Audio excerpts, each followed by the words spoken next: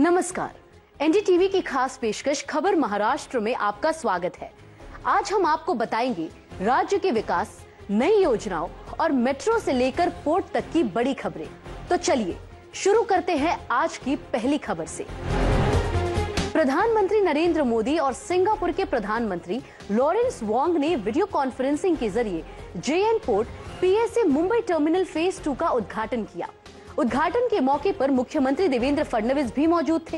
ये टर्मिनल देश का सबसे बड़ा कंटेनर हैंडलिंग सेंटर बन गया है। मुख्यमंत्री ने कहा कि सागरमाला जैसी योजनाओं की वजह से समुद्री व्यापार की सुविधाओं में बहुत सुधार हुआ है। उन्होंने ये भी विश्वास जताया कि महाराष्ट्र के प्रयासों से भारत जल्द ही समुद्री आर्थिक महाशक्ति बन जाएगा।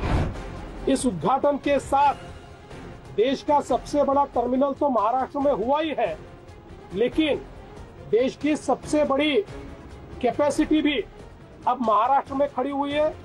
और अब जैसे ही वाढवण का पोर्ट हम पूरा करेंगे तो अगले 100 साल तक दुनिया के देश के हमारे मैरीटाइम व्यापार में, हमारे सागरी व्यापार में महाराष्ट्र नंबर 1 रहेगा और देश का और दुनिया के व्यापार में एक महत्वपूर्ण भूमिका ये महाराष्ट्र की रहने वाली है।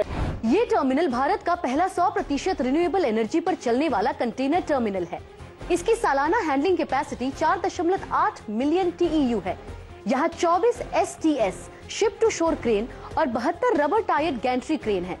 ये टर्मिनल सड़क और रेल मार्ग से 63 से ज्यादा इनलैंड कंटेनर डिपो से जुड़ा हुआ है, जिससे राज्य के लॉजिस्टिक और ट्रेड सेक्टर को नई गति मिलेगी। फडणवीस ने भारतीय विदेश सेवा के अधिकारियों के साथ एक खास बैठक की और कहा कि महाराष्ट्र को ग्लोबल इन्वेस्टमेंट का सबसे आकर्षक केंद्र बनाने के प्रयास जारी है। राज्य में अभी 10 लाख करोड़ रुपए के इंफ्रास्ट्रक्चर प्रोजेक्ट चल रहे हैं, जिसमें समृद्धि महामार्ग और वाढवण पोर्ट जैसे प्रोजेक्ट शामिल है, जो ग्लोबल सप्लाई चेन में क्रांति यानी रेवोल्यूशन लाएंगे।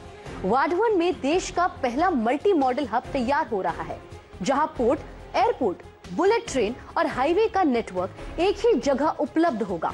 साथ ही नवी मुंबई में चौथी मुंबई भी डेवलप की जा रही है। राज्य के विभिन्न हिस्सों, खासकर पुणे, नागपुर, विदर्भ और मराठवाड़ा में नए औद्योगिक केंद्र यानी इंडस्ट्रियल सेंटर बन रहे हैं। नागपुर में डिफेंस मैन्युफैक्चरिंग और सोलर हब, वहीं गढ़चिरौली में स्टील हब सेटअप किया जाएगा।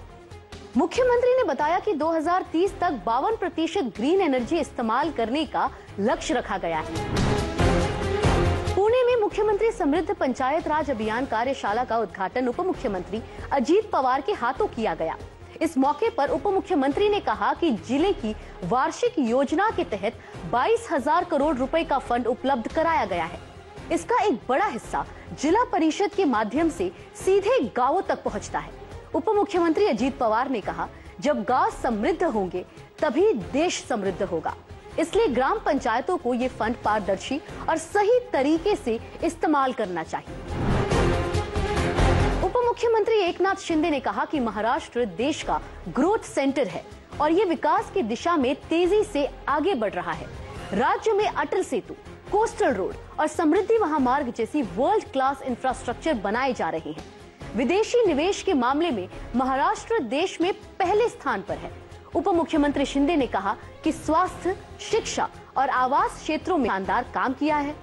मुंबई में किफायती घर और त्र्यंबकेश्वर में स्कूल इसके उदाहरण हैं। नागपुर महामेट्रो ने कामठी रोड पर दुनिया का सबसे लंबा डबल डेकर ब्रिज बनाया है। इस ब्रिज की लंबाई 5.637 किलोमीटर है और इसे Guinness book of world record में भी शामिल किया गया है। मुख्यमंत्री देवेंद्र फडणवीस ने कहा कि इस ब्रिज ने नागपुर को वर्ल्ड क्लास इंफ्रास्ट्रक्चर वाले शहर के तौर पर नई पहचान दी है।